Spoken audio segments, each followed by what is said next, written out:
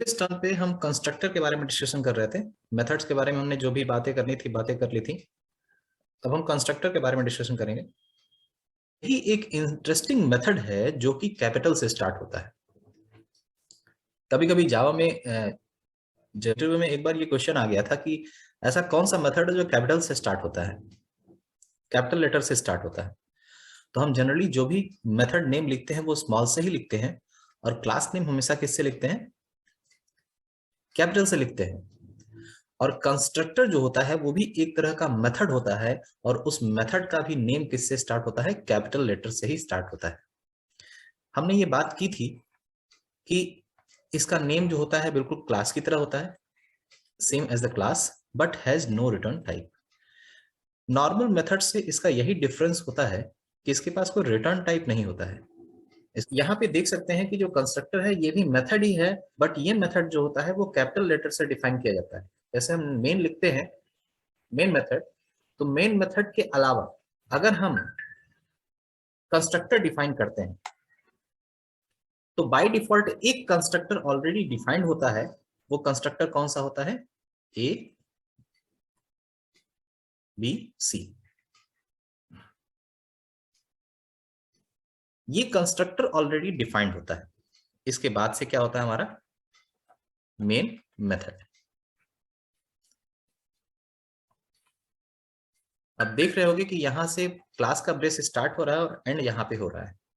हमेशा जो programming procedure होता है उसमें जो कंस्ट्रक्टर होता है वो अदर मेथड से पहले डिफाइन किया जाता है। बाकी जो भी मेथड्स होंगे, मेन मेथड होगा, कोई अदर यूजर डिफाइंड मेथड होगा, मैं उसको UDM लिख दे रहा हूँ, यूजर डिफाइंड मेथड्स। जो भी यूजर डिफाइंड मेथड्स होंगे, जैसा कि हमने इंग्लिश, हिंदी, इस तरह के मेथड्स बनाए हुए थे कस्टमर केयर सिस्टम में, वो सारे मेथड्स जो होंगे वो नीचे आएंगे। बट कंस्ट्रक्टर जो है वो सबसे ऊपर डिफाइन किया जाता है, और कंस्ट्रक्टर स्पेशल काइंड का मेथड ही होता है। नॉर्मल मेथड्स और कंस्ट्रक्टर मेथड में ये डिफरेंस होता है कि इससे पहले कोई पब्लिक या private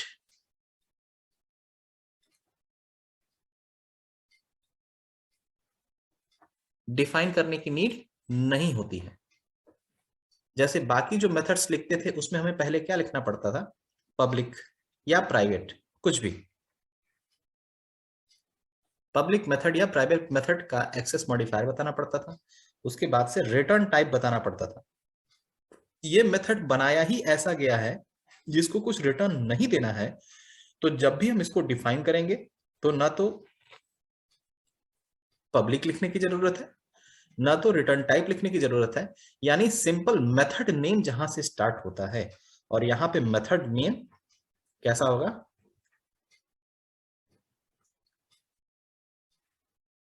method name is same as class name.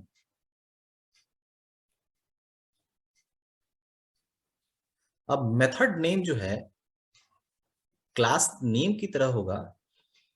उसके बाद से क्या देंगे हम? जो भी वेरिएबल इनपुट कराने हैं या नहीं कराने हैं, यहां पे जो वेरिएबल्स लिखे जाएंगे वो वेरिएबल्स क्या होंगे? फॉर्मल वेरिएबल्स होंगे। जहां भी इस प्रोग्राम को या इस क्लास को यूज किया गया होगा वहां पे इस डेटा को क्या किया जाएगा? पास आउट कर दिया जाएगा। जैसे आप ऑलरेडी एक कंस्ट्रक्टर यूज कर चुके हैं, स्कैनर। स्कैनर का जब भी कोई वेरिएबल डिफाइन करते थे, जैसे उसको कोई नेम दे देते थे SC या S या कुछ भी, तुम्हारे हिसाब से कोई भी उसको वेरिएबल नेम दे सकते हैं। उसके बाद से हम क्या करते थे? न्यू कीवर्ड डिफाइन करते थे, ठीक है, कंस्ट्रक्टर कॉल करते थे, और कंस्ट्रक्टर के अंदर एक एक्चुअल वेरिएबल पास कर देते थे, और वो एक्चुअल वेरिएबल क्या होता था? System dot in. तो इस तरह जो है हम क्या करते थे? एक कंस्ट्रक्टर कॉल करते थे जिसके अंदर एक एक्चुअल वेरिएबल पास करते थे। यानी जहां पे भी स्कैनर क्लास डिफाइन किया गया होगा पब्लिक स्कैनर। जहां भी डिफाइन किया गया होगा उसके अंदर मेन मेथड नहीं लिखा गया होगा, क्योंकि उसको यूज किया जा रहा है। किसी भी प्रोग्राम में चाहे आप कितनी भी क्लासेस लिख दीजिए, लेकिन केवल एक ही क्लास के अंदर मेन मेथड होगा। यानी यहाँ पे रावण नहीं बनाना है कि उसके 10 सिर होंगे, सिर एक ही होगा, माउथ एक ही होगा। ठीक है, एक बार में एक ही माउथ बोलेगा तो चीजें समझ में आएंगी। तो यहाँ डिग्री ऑफ एम्बिग्यूटी नहीं होगी। जैसा रियल वर्ल्ड सिनेरियो होता है वैसा ही यहाँ पे होगा। यानी उसके अंदर एक स्कैनर कंस्ट्रक्टर मेथड भी डिफाइन होगा, और स्कैनर कंस्ट्रक्टर मेथड के अंदर क्या पास किया गया होगा, स्ट्रिंग एस। अब ये स्ट्रिंग एस कहां से पास हो रहा होगा, ये system dot in actual variable से। तो कंस्ट्रक्टर के अंदर ये एक्चुअल वेरिएबल पहुंच रहा होगा किस फॉर्मल वेरिएबल में, एस में। और यहां पे स्कैनर के अंदर जो भी इसके पास कोई भी प्राइवेट वेरिएबल होगा, कोई प्राइवेट डेटा मेंबर होगा, यहां पे एक डेटा मेंबर ले लेते हैं हम,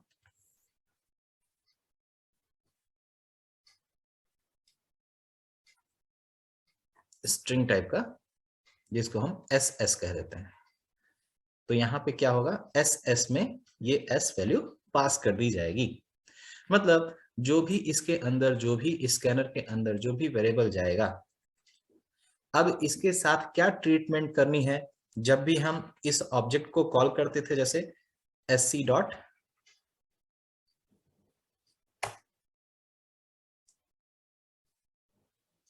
नेक्स्ट इंट, या कुछ भी ऐसे जब कॉल करते थे, या नेक्स्ट कॉल करते थे,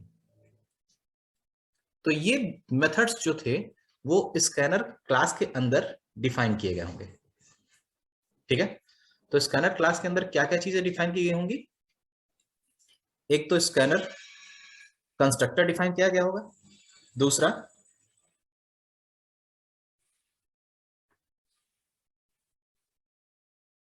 नेक्स्ट इंट डिफाइन किया गया होगा। ठीक है, अब देख रहे हो कि जब भी तुमने इन नेक्स्ट इंट को यूज किया होगा, इसमें कोई वैल्यू पास नहीं की होगी। इसका मतलब ये क्या होगा, ये इसके अंदर कोई भी वेरिएबल पास आउट नहीं करना है, बट ये डेटा हम किसी वेरिएबल में होल्ड करते थे, कुछ एक्स वाई जेड, यानी ये रिटर्न जरूर देता है। इसका मतलब इसके पास रिटर्न कौन सा होगा, इंटीजर टाइप का। अब यहां पे हम नेक्स्ट इंट के बारे में कोई इंफॉर्मेशन नहीं आने दे रहे हैं। इसका मतलब नेक्स्ट इंट क्या होगा, प्राइवेट टाइप का होगा।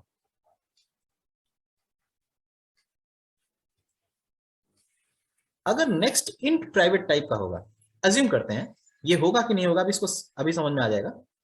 अगर ये प्राइवेट टाइप का होगा तो बिना ऑब्जेक्ट के इसको एक्सेस करना पॉसिबल नहीं है, बट हम प्राइवेट मेंबर्स को विद इन क्लास ही एक्सेस कर सकते हैं। इसका मतलब नेक्स्ट इंट जो है अगर बाकी जगह पे यूज किया जा रहा है, इसका मतलब ये कभी भी प्राइवेट नहीं हो सकता है। ये बात हमेशा ध्यान रखना है कि जो भी मेथड्स हम यूज कर रहे हैं, अगर वो मेथड किसी दूसरी क्लास में लिखे जा रहे हैं तो वो मेथड प्राइवेट हो ही नहीं सकते हैं। तो जितने भी हमने यहां मेथड लिखे, sc.nextInt या sc.next, ये सभी मेथड्स क्या हैं, पब्लिक वन है। ठीक है, पब्लिक वन है। तो पब्लिक मेथड्स जो होंगे,